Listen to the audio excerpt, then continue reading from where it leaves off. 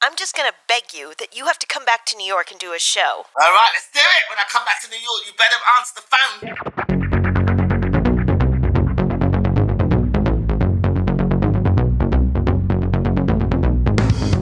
Hello, everyone. Thanks for being here. This is Reppin, and I'm Evelyn, your host. My guest today makes me laugh out loud, even when I'm alone in my apartment. Born and raised in London to Nigerian parents, she's a fantastically talented and award-winning stand-up comic. You've seen her on The Tonight Show, Last Comic Standing.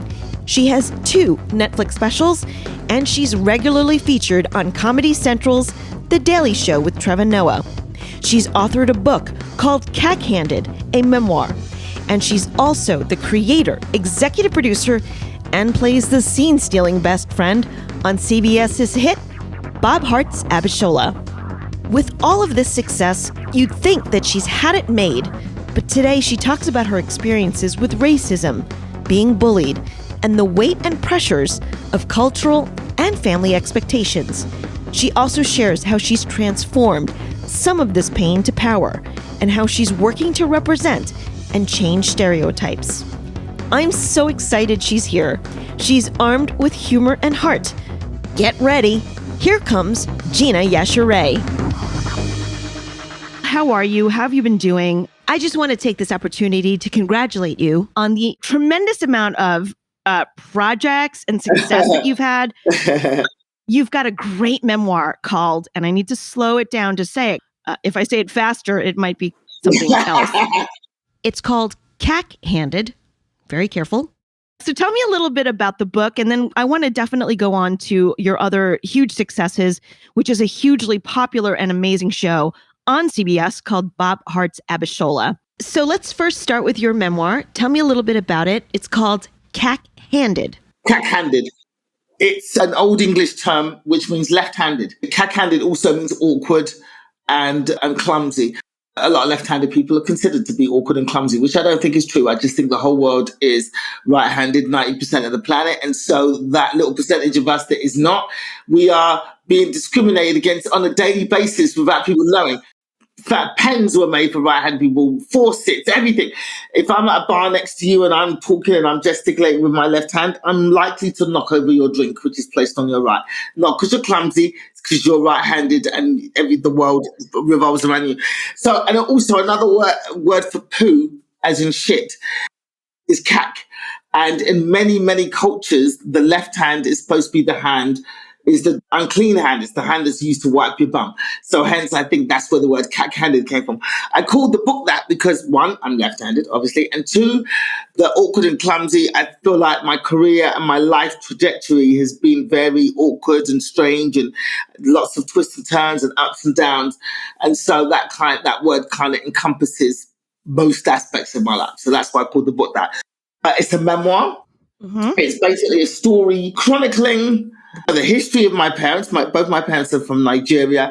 The history of Nigeria, how they came into contact with white people, as in the colonizers, and how that affected their history, and how my parents ended up having to leave Nigeria, as a lot of Nigerians do, to find their fortune elsewhere, because the economic status and it was kind of very much damaged by colonialism.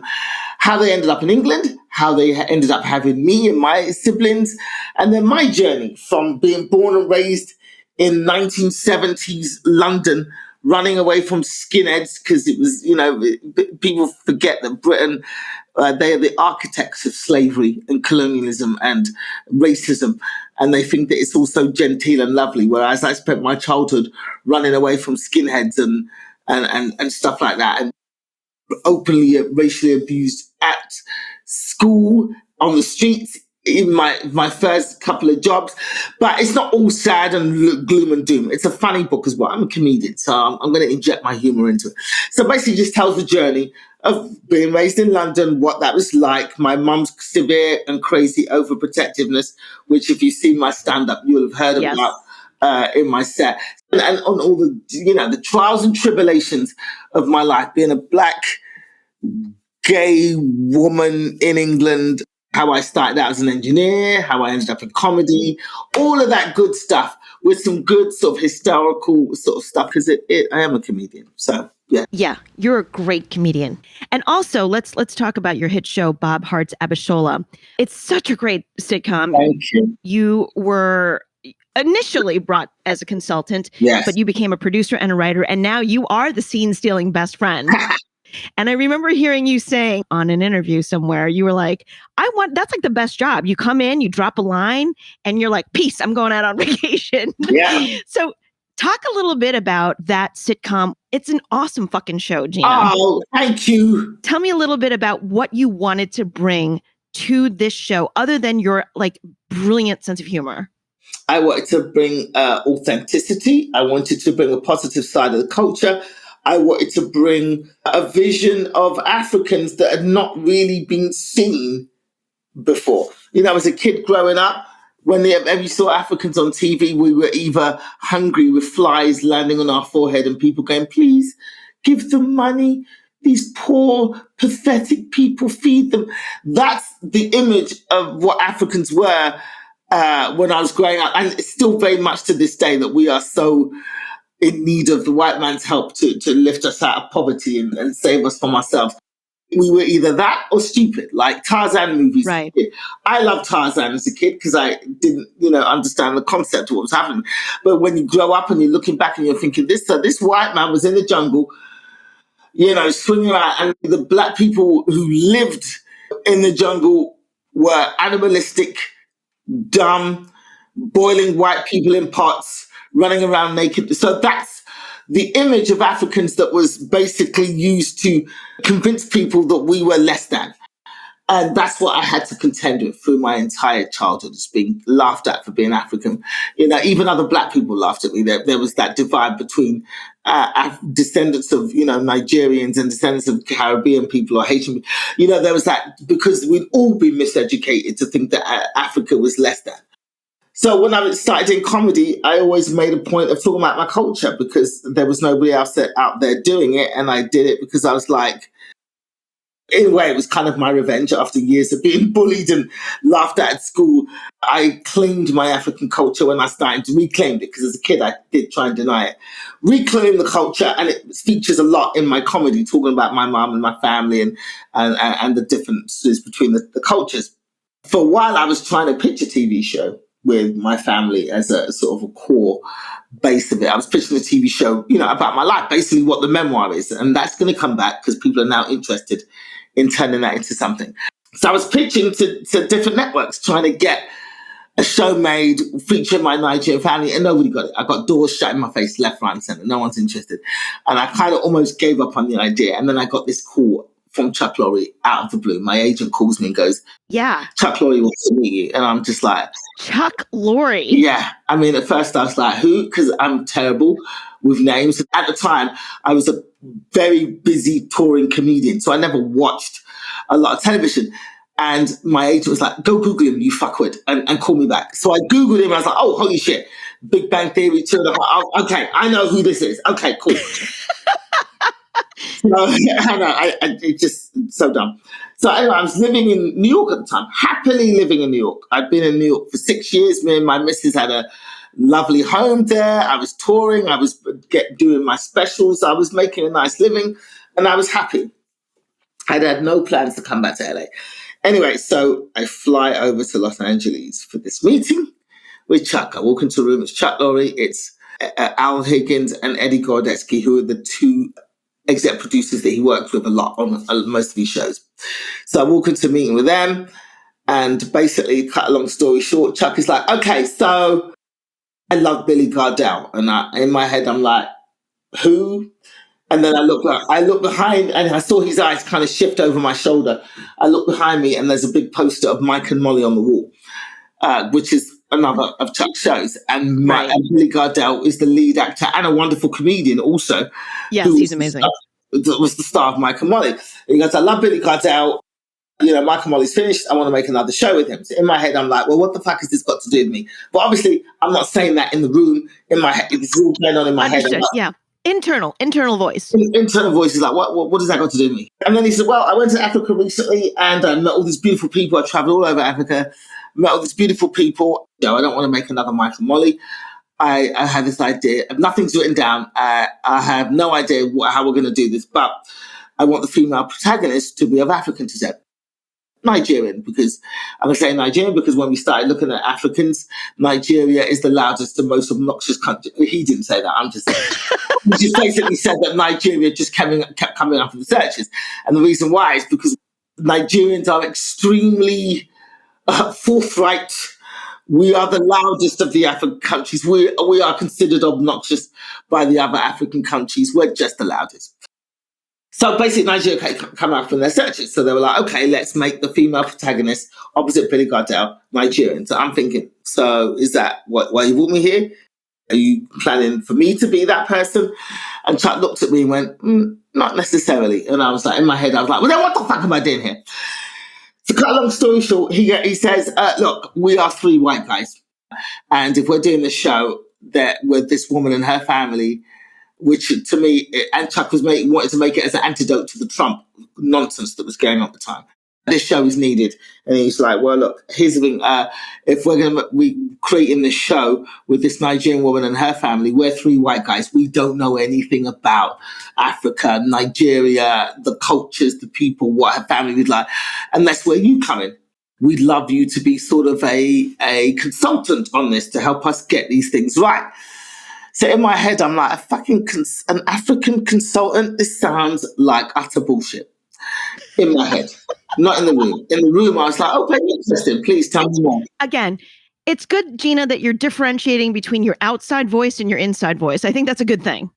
Absolutely. So in my head, I'm like, ugh, this is just ridiculous. And also, I've been burned before where I've gone into meetings and I've given ideas and I've talked through stuff. And then the people have never called me back, but then I've seen my ideas implemented on a TV show with the same executive that I had a meeting for 3 years later with someone else who's younger and cuter than me. Yeah, that sucks.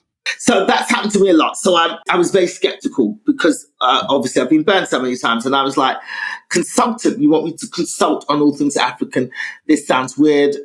I have no interest. But in the room, I'm like, okay, interesting. Please tell me more. And I was like, so where did you guys find me? And I'm expecting them to say, oh, we did a deep dive.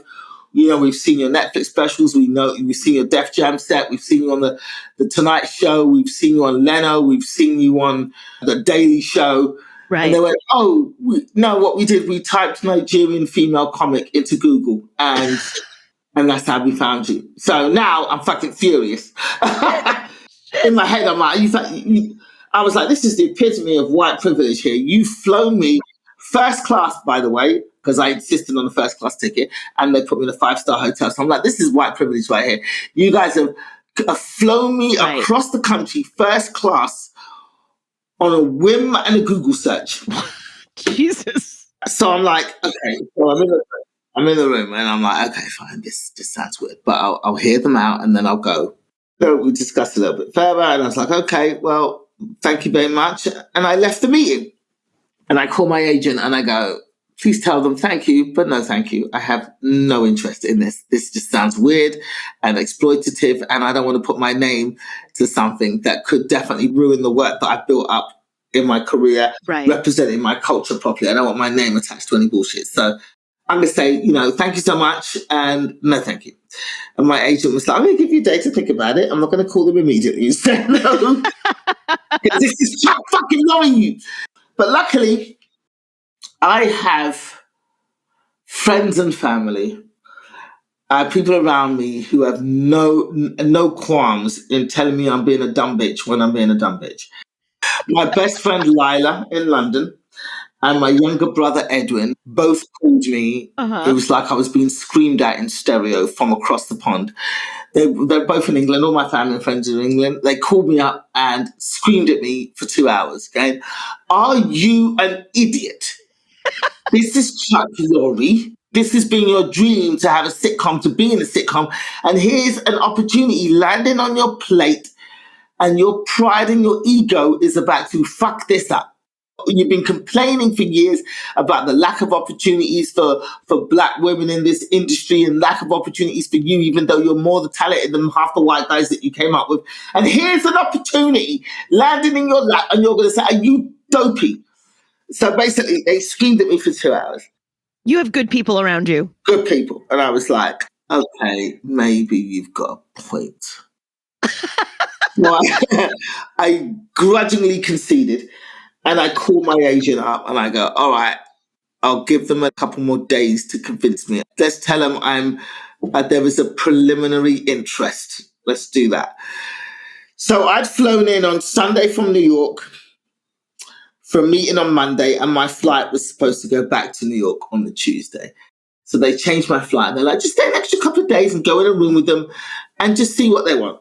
Chuck has a production office at Warner Brothers in Burbank, so his office is there. So I go over to the office the next day after the meeting, and I sit in a room with them, and and it's me, Chuck, Alan, Eddie in this room, just talking, and they're like, well, tell us about yourself. So I'm basically just giving the background of my culture and what it meant to be a British person born outside of Nigeria, and how I've always kind of straddled those lines, not being accepted in England, but also not being accepted by Nigerians. And it's a similar experience for Nigerians born outside of Nigeria, who are born in America and raised in America. Right. So we're talking about that. And they're like, so what would this family look like? And I was like, so I basically couldn't help myself. The creative juices started flowing, and I kind of liked these guys. I felt like, they were genuine and trying to actually do something good. So then I start creating characters. I'm like, okay, so what do you want to name the characters? We come up with the name Bob for Billy Gardell's character. Very easy. I'm like, well, that's an easy white guy name. What do you want to call the Nigerian female protagonist? And they're like, we're thinking Lupita. So I'm like, Lupita. I was like, you guys really need me. Okay, let me explain a couple of things. I know you're saying Lupita because of Lupita Nyong'o, who's a wonderful actress. Yeah, for and sure. then you've seen her in 12 Years a Slave and Black Panther. I completely get where you're going with this. Here's the thing. Lupita is Kenyan. Wrong country. She's from Kenya. We are doing Nigeria, wrong sides of the coast, like opposite sides of the country. So let's nip that in the bud. Furthermore, Lupita's parents were travelers. They traveled the world a lot. I believe they were diplomats. And Lupita was born in Mexico. And her parents gave her the name Lupita for shits and giggles. And I was like, I can pretty much guarantee you there is not another African on this planet called fucking Lupita, because it's a Spanish name. So we're not going to call her Lupita.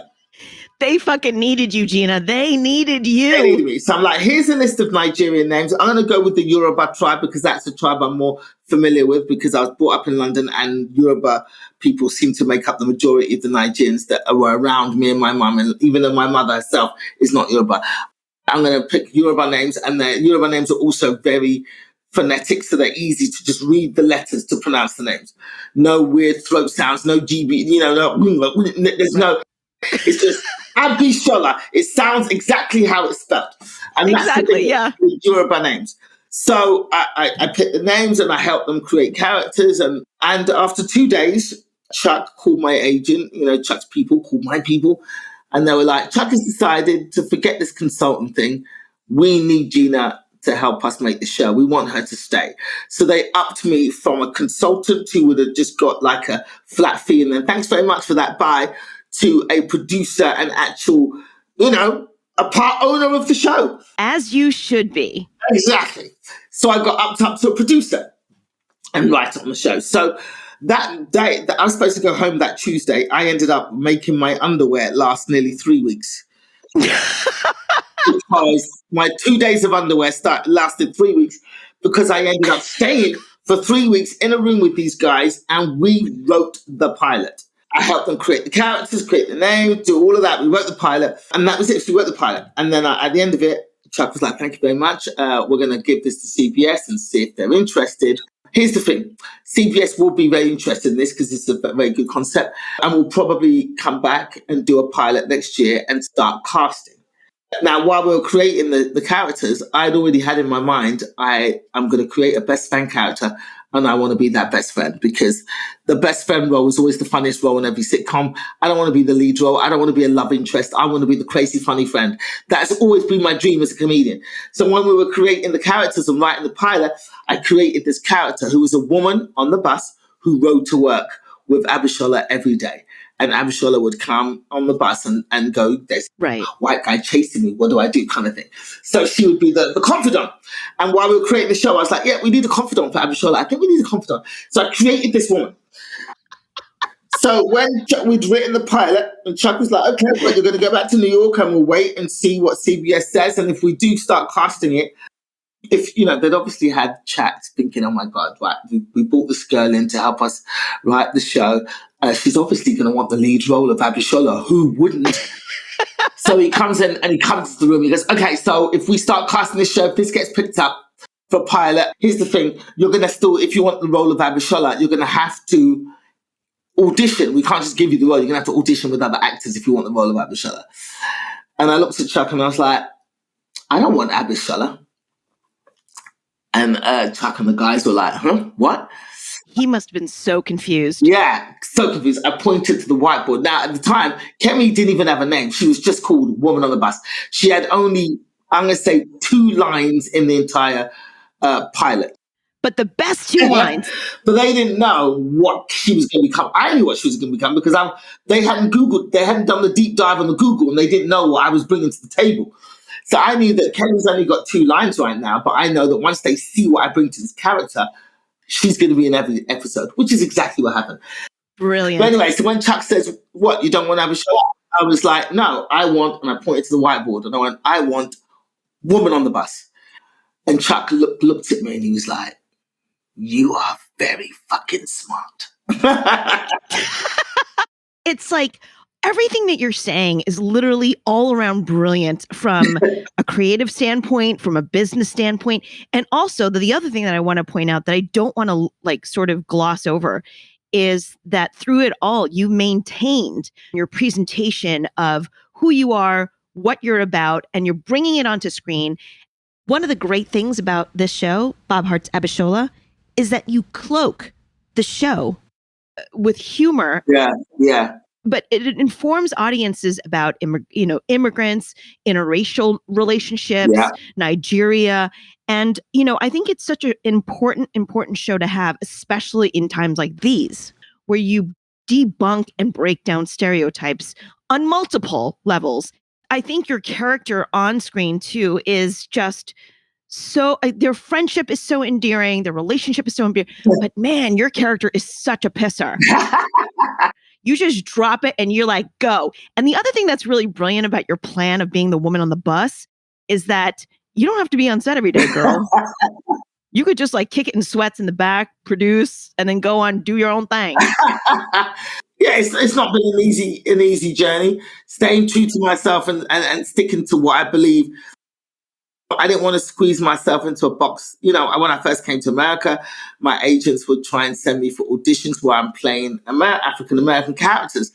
And I'd be like, I'm a comedian first and foremost. Actor comes second. Right. I'm a comedian who can act. And what I have is different and special, and I want to utilize that. Right. Ricky Gervais is Ricky Gervais in every show that he does. Russell Brand, when he came over, is Russell Brand in every movie, the same character, because they want to bottle that special thing that he has. And I was like, I've got that special thing. Right. So I refused to turn up for auditions to play the security guard on How I Met Your Mother. I don't want that. When I went with my agent, who I've been with for the last 6 years, I remember when my first meeting with him, I was like, you're going to be very frustrated with me because you guys can be sending me lots of auditions, and 95% of them, I'm not even going to respond to the email because I'm waiting for that special thing. I don't want to just throw everything at the wall and see what sticks. Eventually, someone will see me for my talent and what I can bring, and then it's all systems go. And if that doesn't happen, then I'll keep doing my own thing. Okay, but here's where I challenge you. And let me just say, I fucking love that you just said that. So when you have this perspective of here you are, you're trying to make your mark in entertainment, which is a brutally difficult industry. Brutal. It's fickle, it's volatile, but I love what I do. And I'm sure you feel the same way. Absolutely. Nonetheless, when you go in and you're kind of getting these opportunities, right? What gave you the commitment or the perspective where you were secure enough in yourself to say, look, I'm getting all these auditions and it's super easy to say yes. And it's tempting as fuck, right? Because it's money, it's an entry into the business, which is so hard to break into. But you said, look, I'm going to turn down 90% because, and I'm going to quote one of your routines, just so you know I'm not bullshitting that I love your work. You didn't want to play ghetto hoochie number 3 from the left. Exactly. Okay. So what gave you I don't even know what you call it, the confidence, I guess, within yourself to say, I'm going to wait and see I'm going to wait until there's a project where I can bottle who I am and be seen? It took a long time. It was not only just, confidence and courage. It was also, I don't want to do something and do it badly because it's just not for me. And I just didn't feel that my heart would be in doing these roles and I wouldn't bring it anything. I know what I want to do and I have a vision of what I wanted to do. And yeah, some people, my brother, when he was screaming at me to take the Chuck show, he was like, "You're blinkered. You've got blinkers on." Do you know what blinkers are? No, what are they? Horse racing. When they race horses, they put those black leather patches on the sides of their head. Right. In England, they're called blinkers. And they're so that the horse cannot see the other competing horses. All it's looking is the finish line, forward to the finish line. And those are what blinkers are. And so my brother was like, "You are very blinkered. You have your eye on what you want to do, but you're not seeing opportunities coming at you laterally, coming at you from different directions." Right. And I've always been like that. Like when I want to do something, I focus laser energy on it. And that's what I want to do. And then if it doesn't work out, I go, okay, I will turn my blinkered vision to something else. I've always been like that. So when, I had a vision of what I wanted to do and I was like, I don't want to be doing these little bit parts. I'm a stand-up comic. I love doing my stand-up comedy and I'm starting to build my way. I'm making my own specials because, the 2 of those 3 specials you see on Netflix, they were not given to me. I put my money where my mouth is and rented a theater and rented a crew and sold tickets and made those specials myself with my own money. So I've always been a hustler. I was like, I'm going to hustle and make it any way I can using my own skills. I'm not going to compromise who or what I am to fit in anybody else's images of what they think I am. It was a mixture of confidence in my ability, confidence in what I wanted to do, and also the fact that I was like, I don't want to do something that I don't really want to do and then just do it badly because that doesn't help me anyway. Right. Then they'll just look at me like, "Oh, she was really shit when she played that security guard. We won't have her back again." Right. That was always my thing. And I stuck to that until my brothers were like, my brother and my best friend were like, "Yeah, that is a great thing. But now you got to make sure that you open yourself up." Right. To opportunities. It's just hard to find that balance sometimes, to be laser focused in your vision because you know who you are and what you're capable of and what you want to do. But, I often say on this show, it's not enough that you're self-realized and self-assured. Yeah. The unfortunate thing is that we have to contend with how the world and others see us. Exactly. And that we have to break through that, right? So I think you're doing a lot of that with Bob Hearts Abishola and also your stand-up. The show is also a love letter to your mom. Yes. Essentially, right? Yes. In terms of the work ethic that she instilled in you. But there's something else that I wanted to kind of get to that you had mentioned in previous interviews. You had mentioned that you had faced racism from both sides. You're being told that you don't fit in on either side. So what were some of the things that you learned coming up? I spent my youth trying to fit in with people, trying to make myself smaller so I could fit in. And it didn't work. And I discovered early on it was never going to work. And then I went from, okay, I don't fit in to, all right, I'm going to be the crazy, scrappy kid and just fight everybody. It was like a metamorphosis of sorts. So it went from the kid trying to be everybody's friend to, all right, that's not going to happen. They're just, all right, anybody just looks at me funny, I'm punching them in the face. And that way they go, all right, we can't bully her because she's crazy. And that's what I became. And then later on, I was like, I can't keep fighting everybody. And then I sort of developed my humor, to deflect from situations where I'd get into fights. And so the humor has been a backbone to everything in my life. Yes. When I'm in uncomfortable situations, I use humor to break that up. When I'm meeting new people, then I've sort of learned to navigate different social situations like that. always being myself, always stuck to that. I was like, well, I can't be what everybody wants. I found that very much when I got into this industry. I was never pretty enough or never young enough or never, light-skinned enough. I never quite hit those. So I was like, well, then I'm going to have to circumvent that stuff and just keep doing what I do. And hopefully the talent and my hard work and me just out there, just putting fingers in pies and trying to make my own thing, that will come through. So it's always been about being myself, working as hard as I can, and just taking every opportunity I can and making something out of nothing. Right. And that was my mother's work ethic. When she came to England, she was a qualified teacher. My father had a PhD. He was a lawyer. And my mother couldn't get a job in the teaching industry in England because it was so racist. So okay, well then I can't teach. I'm gonna try being a secretary for a while. Okay, I'm gonna do this. Oh, you know what? I'm gonna set my own business, importing stuff from Nigeria and selling it to the Nigerians here, and getting bags and suitcases and things, and doing my little markup and selling it to my fellow immigrants. And she just parlayed that work ethic into something else that she could make work. And so I learned from that. Can you share a story where the situation was difficult, it was hurtful? How did you use it?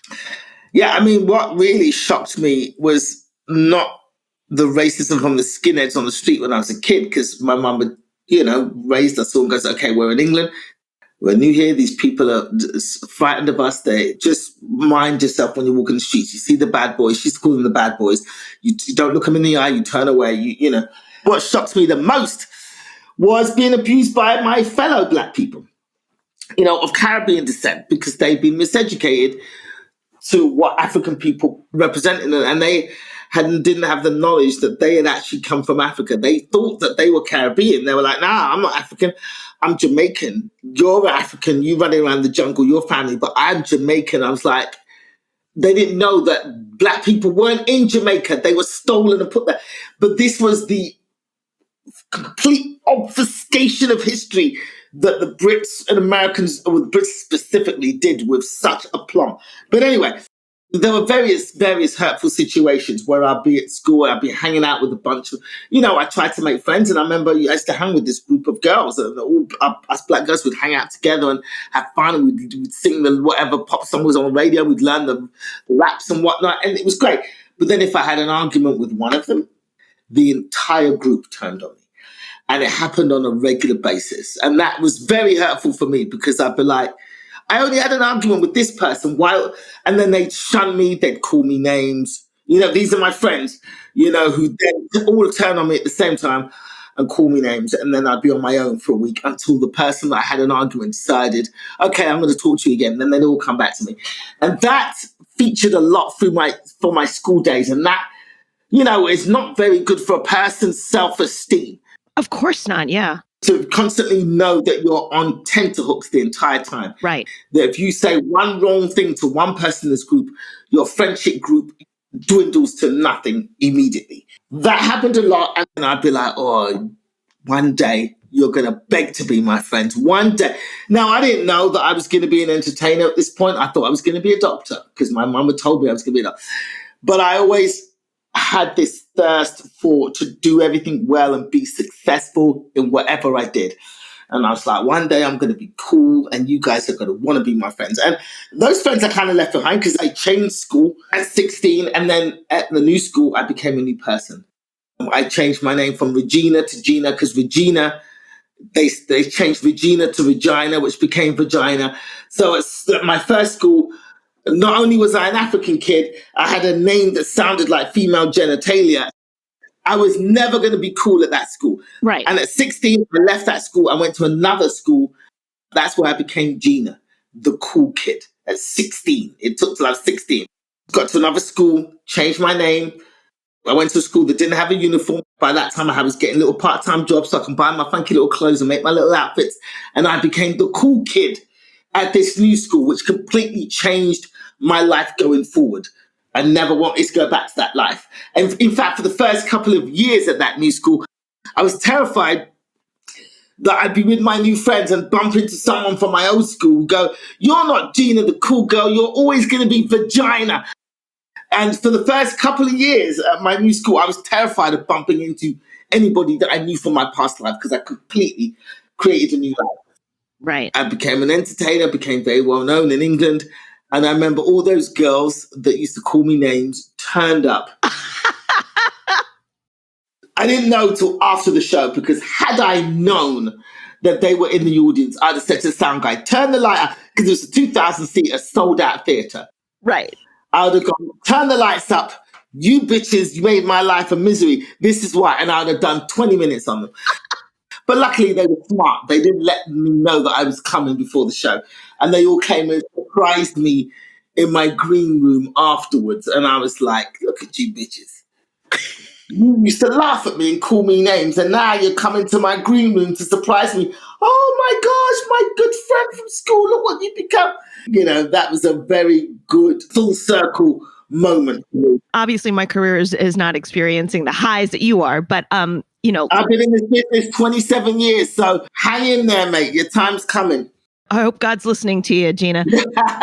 So your mom wanted you to be in academia, which I also can understand. I don't know if that's an immigrant thing. Definitely. And you also were supposed to be a doctor. Yeah, those are the jobs that my mum picks, yeah. So I don't know if it's like an immigrant thing or whatever it is, but what I wanted to get to is the weight of expectation. Nobody ever wants to disappoint anyone they love. Absolutely. But you have to stay true to yourself. So how did you contend with the weight of expectation to be the person that you are? It was very difficult. You know, my mum wanted me to be a doctor, and she told me that from the age of 3 years old. And I didn't realize I had a choice. And even though my spirit erred towards performance, I remember a drama teacher at school when we were allowed to do drama. We were allowed to do drama as a subject up until the age of 13. And then we picked our options. And my mum was like, forget this drama. You're going to do biology, physics. So she picked my subjects. But at the age of 12, I remember my drama teacher saying to my mum at a parent-teacher conference, your daughter, Gina, she's the class clown. She's always entertaining people, because at that point, I'd started learning to use my humor to deflect from confrontation, but also I'd use it to disrupt classrooms. To make my friends laugh. I would do anything to make people laugh, which meant getting myself into trouble a lot. But this drama teacher was like, look, I can see through Gina's class clown persona. She's actually a very talented performer. And I think, you know, maybe get her into an acting school or something like that. That might be something good for her. And my mother looked at this teacher with complete disdain and went, yes, Gina can act like a doctor until she becomes a doctor. And that was the end of that fucking conversation. Done. But the weight of expectation was heavy on my shoulders. In a way, it helped, and in a way, it didn't. I'll tell you how it helped, because my mother spent so much of my childhood telling me I was going to be a doctor, telling me I was intelligent, that I strived to, you know, to make all of this come to fruition. She used reverse psychology on me by telling me I was clever, that I was intelligent, that I was smart enough to be a doctor. Even though I was misbehaving at school, I always made sure my grades were on point, because my mum told me I was clever, so I've obviously got to be clever, which means I've got to make sure that I've got these grades that show her that she's right to call me clever. That reverse psychology worked for me in that way. But in another way, I knew I didn't want to be a doctor. I got to about, when we had to cut open rats and shit in biology, I was like, I can't stand the sight of blood. This is not going to work for me. I always thought I was going to be a doctor, and that pressure. You know, she never let us go anywhere. She never let us go to parties. She never let us hang out with friends. Because she was always, books, you study, you're going to be this. Right. And it got to a point where she drove me to a suicide attempt at 16. Oh, Gina. Oh, yeah. I got into, it's a mixture of two stories.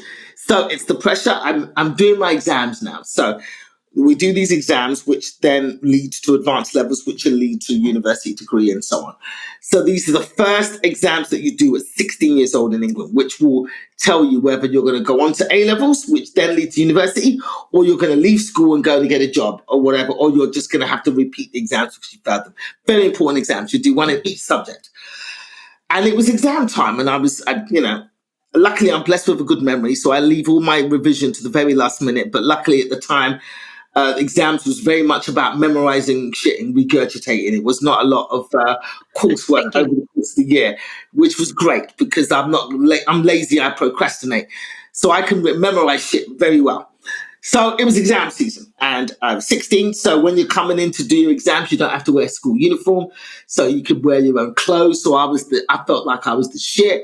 I was getting to school in my non-uniform, dressed in my funky colors, and going doing my exams, and then going home. It was a beautiful free time because I didn't have to be in school full time. We'd come in just for the exams. I'd just done an exam and that I'd known I'd passed. I think it might have been the French exam. I love languages. And I got to do French by convincing my mum that a bilingual doctor would earn more money. Brilliant. I'm coming back from my French exam. I loved languages, so I knew I'd pass that exam easily. I'm strutting through the playground, about to leave. And that was one exam, 8 down, let's go. I got teased relentlessly for school for being African. A girl leaned out of her classroom. She was in her class. She was a year younger than me, so she was not doing an exam. She was in a maths class. She sees me striding through the playground, looking all confident in my red jacket, matching red pants, matching red shoes, matching red headband, because I'm a stickler for color coordination. She leans out the window and screams at me. Oh, look at you. You think you're so nice. You're African this, African that. And started abusing me through the window. And I'm thinking, I'm doing my exams. I'm minding my own business. You should be in your classroom studying. This is not recess. I'm just heading out through the playground to head home, and you're abusing me. You're in your classroom, and you're so affronted by my happy strut that you have to abuse me from in the middle of your own lesson. Right.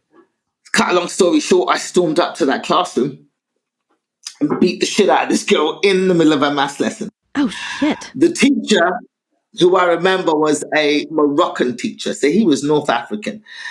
He did nothing to stop me beating the shit out of this girl. So I don't know whether he, deep down, he was like, beat that bitch. I'm an African too. You know, fucking calling us names. You get her. Or she was a very mouthy and annoying child. So maybe he was just like, I can't hit her, so I'm going to let this kid hit her. And then, I don't know what the reason was, but he just stood by and watched me beat the shit out of this girl. And at the end of it, he kind of just tapped me in the shoulder and was like, okay, go. And I was like, cool. And I strutted and went back home. But he snitched, though. Obviously, he's a teacher. He didn't want to lose his job. He snitched. And I was reported to the head of the school. Right. I get called in the next day, and I hit this girl so hard in her arm, and I wasn't punching her in her face. It was all body stuff. But, it was years of frustration and anger being teased all the time and called names. I unleashed it on this girl. I dislocated her shoulder. Oh, shit, Gina.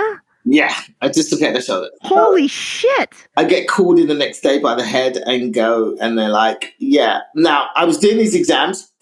And when I passed these exams, I was going to stay on at the school to do my advanced levels. I didn't want to stay on at the school. I wanted to go somewhere else and start my new life with a new name. But my mum was like, this is a good school. You're staying at the school.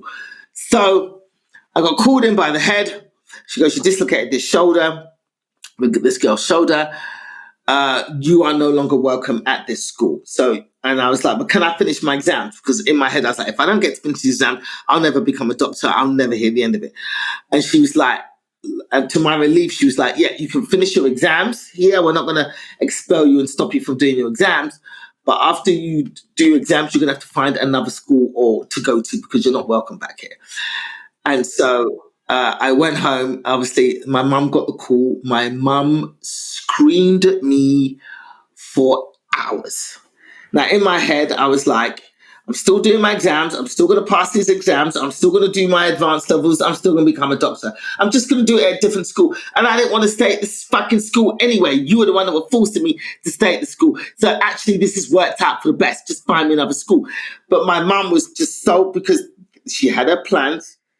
She had her blinkered plans. I was going to stay at that school until it was time for me to go to university to study, get a degree and become a doctor. So she screamed at me for hours, just abuse. And it was the last straw. I was like, I have studied. I've done everything I'm supposed to do. You've stopped me having any kind of social life. I've had no friends because of you. You gave me a name that has made my school life a fucking misery. And now you're screaming at me for defending myself against this abuse. I'm done. And I went upstairs and I went to the medicine cabinet and I took a bunch of aspirin. Luckily, it was aspirin and not and not paracetamol, because we used to take both for headaches in our house. Oh, if I'd taken the paracetamol, we would not be having this conversation right now, because I would have died at 16. oh, that's just a tremendous amount of pressure for you to feel like you had to resort to that. But luckily, I went for the aspirins instead, because that was available. And I swallowed a bunch of those and lay on my bed and waited to die. But aspirins don't do shit. You watch movies and you think, oh yeah, I'm going to swallow these pills and then I'm going to drift off into a sleep and die peacefully. And then I'm going to haunt my mum forever. That was the vision of what was going to happen when I took these pills. But that was not to be. Thank God. I took these pills and I just lay there not being unconscious. And I'm like, when the fuck are these pills going to kick in? That is a horrible story. But at the same time, I'm so incredibly grateful that you are here with us. And you're going to have to come back and do another episode. But Gina, will you sign us off? Let me know who you are and what you represent. I am Gina Yashere, and I represent tenacity, not giving up, not letting people dictate what they think you should be, sticking to your guns, sticking to who you think you are, sticking to your true self, and not listening to the naysaying fuckwits. Thank you to Gina Yashere for guesting on the show and for using her talents to break down stereotypes and create positive change. You have got to keep up with this amazing talent. Check her out on her website. You can see her on social media and catch her on tour. You know I'm going to be getting my tickets. I'll have all of her links in the episode description for you.